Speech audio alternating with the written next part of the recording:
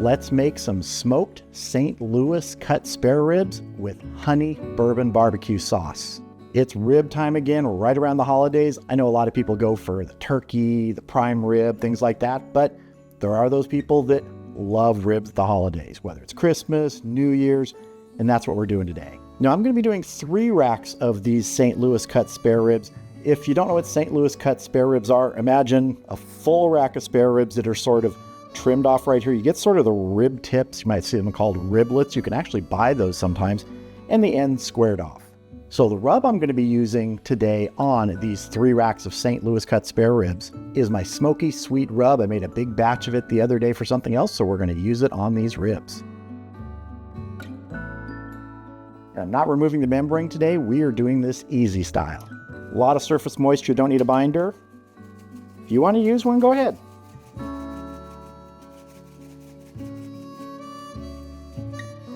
Try and get those ends too. It's turned over. It's a really good looking rack of St. Louis ribs. If you want to know how to make my Smoky Sweet Rub, I'll put a couple links in the video description, one to a dedicated video on making it, and another link to a recent video where I made it and used it. All right, that is looking good, and it's already smelling really good. I'm going to go ahead and season up the other 2 racks, and then we're going to move on to getting our barbecue sauce ready, because these are going to sit in the refrigerator overnight. The barbecue sauce is going to sit in the refrigerator overnight, so all those flavors can come together. So let's move on to that.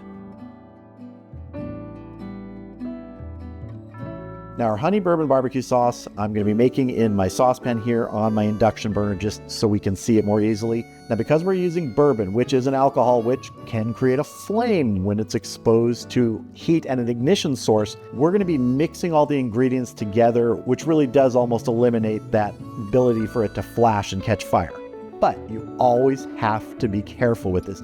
Have a lid handy that you can put on top of your saucepan or whatever pan you're using, so you can smother any fire if it did start. But on the induction burner, we don't have a source of ignition. We just create heat, and the alcohol is going to be very diluted in here with all the other ingredients before we turn the heat on. Now, first ingredient is a 32-ounce bottle of ketchup. Now, one thing to point out here, on the upside down label, you can see it's 32 ounces by weight. It's actually about 3 1/3 cups, roughly, if you're doing volumetric measuring. But this is how ketchup bottles are sold and measured. Next up, we're going to add 2 cups of pomegranate juice, half a cup of apple cider vinegar.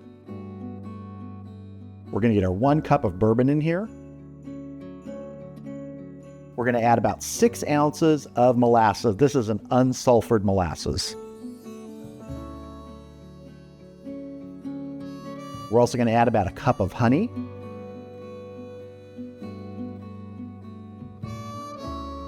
Half a teaspoon of granulated garlic.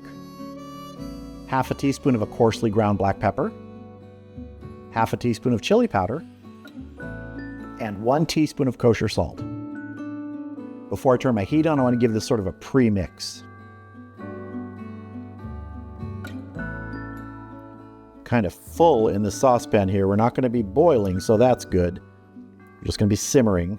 If you watch enough of my videos, you know that I often choose a bowl that's too small to mix ingredients, and it looks like this time I've chosen a saucepan which is not too small, but right on the edge.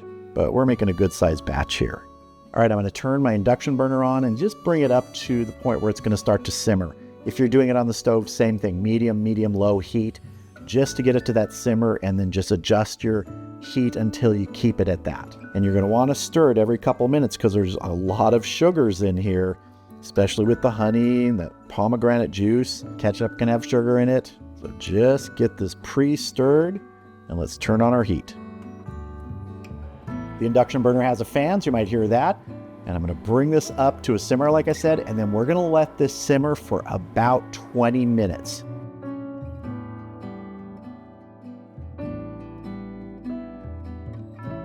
All right, we've been going for about 20 minutes now, and you can see we've just reduced a little. I don't know if you can see these little sort of rivets which connect the handle. When we started, we were, I don't know, maybe 1/8 to 1/4 of an inch higher. If you want a thicker sauce, you could keep simmering this for, say, another half hour, 45 minutes, and it'll continue to thicken. But for me, this is about the consistency I want.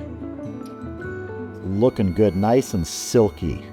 Now, I want to get a little taste right now because this is the stage where you can adjust if you think it needs more of something.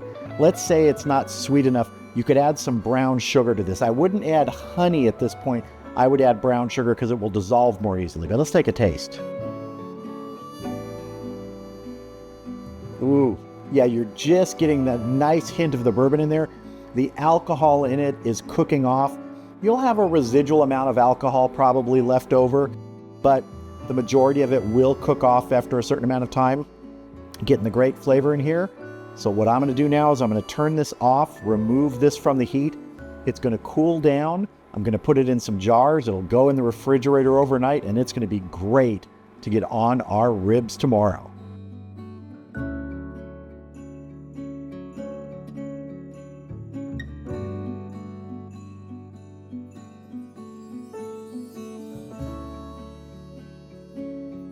All right, the Lone Star Grills is up to temp on this chilly day. My target is 250 degrees. This smoker can hold water in the bottom of the cook chamber, and I have about a half a gallon in there, and we're burning hickory today. So let's go ahead and get our ribs on.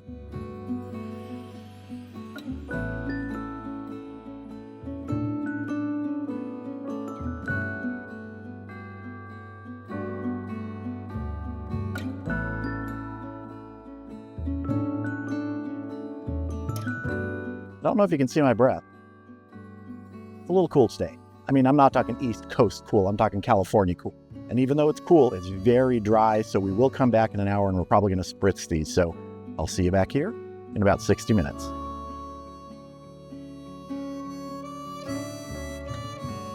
All right, we've been going for 1 hour. Temp's been holding really steady, right around 250. Let's go ahead and check our ribs, see if we need to spritz. I'm kind of thinking we will, just because, like I said, it's cool and it's very dry. Looking good and smelling great. That hickory, I just love it with ribs. But yeah, I can definitely see some dryness here, so we are going to spritz. And I'm just using plain water.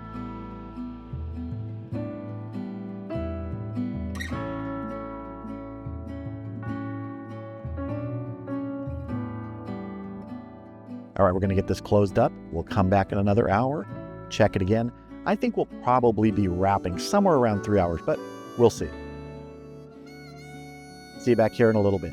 All right, we are 2 hours into this cook. Temp's been holding, again, really steady at 250. I get asked a lot what kind of wood I use. I mean, actually, what size wood, and I use half splits, which are, well, they're cut in half, then cut in half again and short, so about like this, maybe 8 to 10 inches.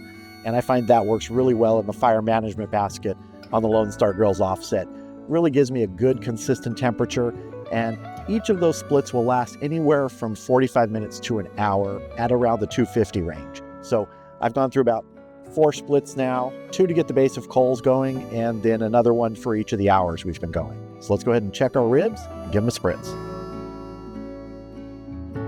Yeah, we're starting to get some nice color on there.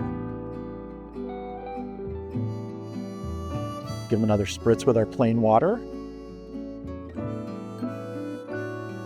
All right, we're going to close this up, let these keep going for another hour. At that point, we will probably end up wrapping them, but it's always play it by ear. Every piece of meat is different. Some take longer, some take less, so we'll see how we're doing that. See you back here in a bit. All right, we are 3 hours in. I am almost certain it's time to wrap these. I want to do a quick flex test, see how we're doing. See, just minimal flex right there. Getting these wrapped in double layers of foil with a little bit of moisture in there will really help that tenderness progress. And I'm not saucing them at this point. After they're in the foil for an hour, then they're going to go back on the grill. That's when we're going to sauce them. That may take another 30 to 45 minutes, an hour. We'll see.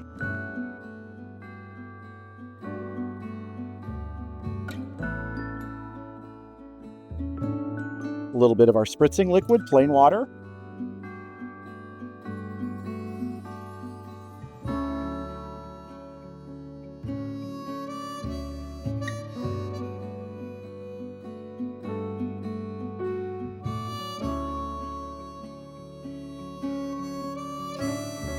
All right, we're gonna close this up, let these keep going, and in about an hour, we're gonna unwrap them, get them back on the grill, and get them sauced. All right, our ribs have been going for 1 hour in the foil, so this is a total of 4 hours of cook time right now. We're gonna go ahead and open this up, get the ribs out of the foil back on, and get them glazed with that Honey Bourbon BBQ Sauce.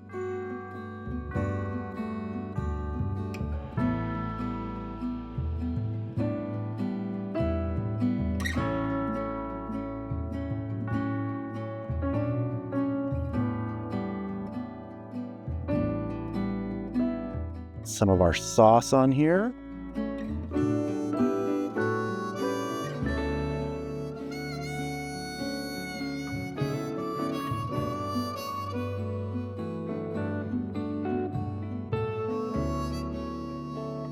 Give it a nice brushing.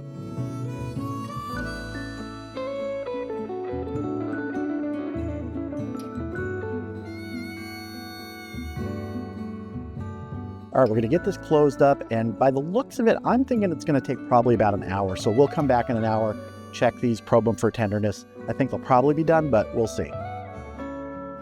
See you back here at the 5-hour mark. All right, we have been out of the foil for an hour, a total of 5 hours cook time now. Let's go ahead and probe these for tenderness. Just amazing color on these ribs. Let's go ahead and do a little probing here. That feels good. That feels good.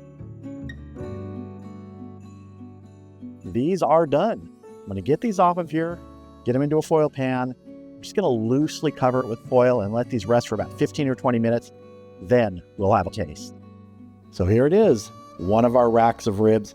I just chose this one at random. It looks really good. The color on these turned out perfect. That's sort of mahogany color.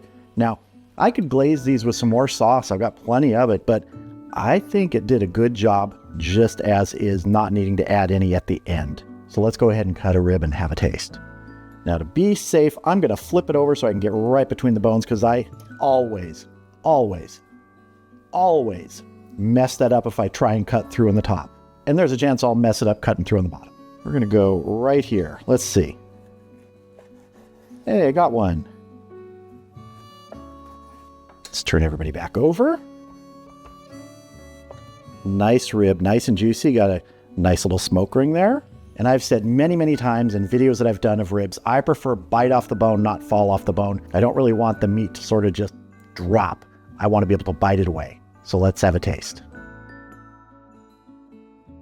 I might have sauce on my face, I don't know, but that is a good rib and really nice bite. You can see right there coming off the bone. This is terrific. Great smoke flavor from the hickory. Hickory is my favorite wood to use for pork ribs. It just, hands down to me, tastes the best. My Smoky Sweet Rub, I really think is a great rub for pork. Works for other things, but for pork, I think it really shines. Everything here, the sauce, that bourbon honey barbecue sauce, everything came together here to give us a beautiful rib that tastes amazing.